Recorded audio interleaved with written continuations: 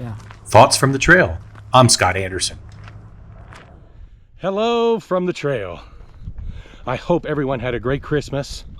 And here we are in that period following Christmas, but before the start of the new year.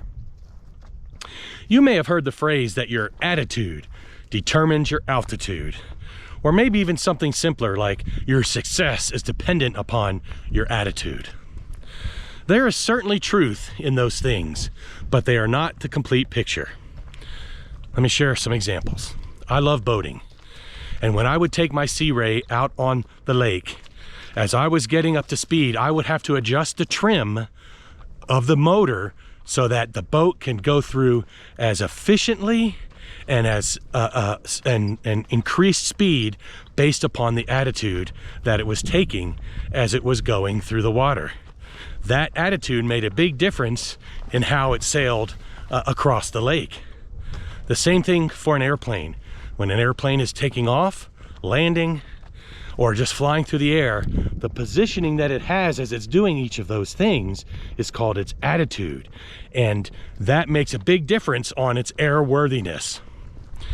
All those examples above that I shared show the impact that attitude can have in certain situations, but they're also each missing a very key component, and that is a roadmap, a sailing plan, or a flight plan.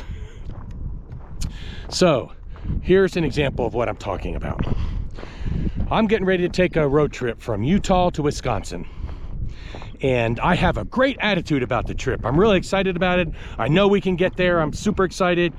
But if I don't have a roadmap that shows me the actual roads and paths and steps I need to take to go from Utah to Wisconsin, my attitude is not going to make any difference.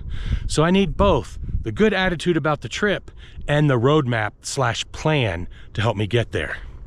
I'm pointing this out to help remind us that it is important for us to have that the good attitude, but it is also important for us to take the time to plan and think about the things that we want to have happen in our lives, the goals and the outcomes we want to achieve.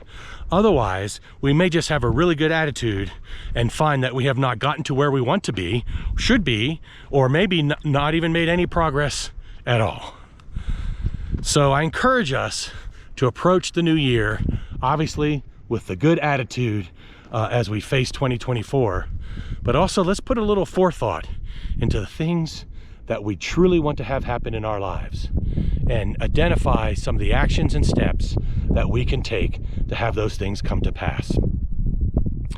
May we be blessed and successful as we do so. And let's give a big thank you for 2023. We can look back at it in the rearview mirror and say, thank you, 2023. You were awesome. And then we can also give fair warning to 2024 and say, watch out, because here we come.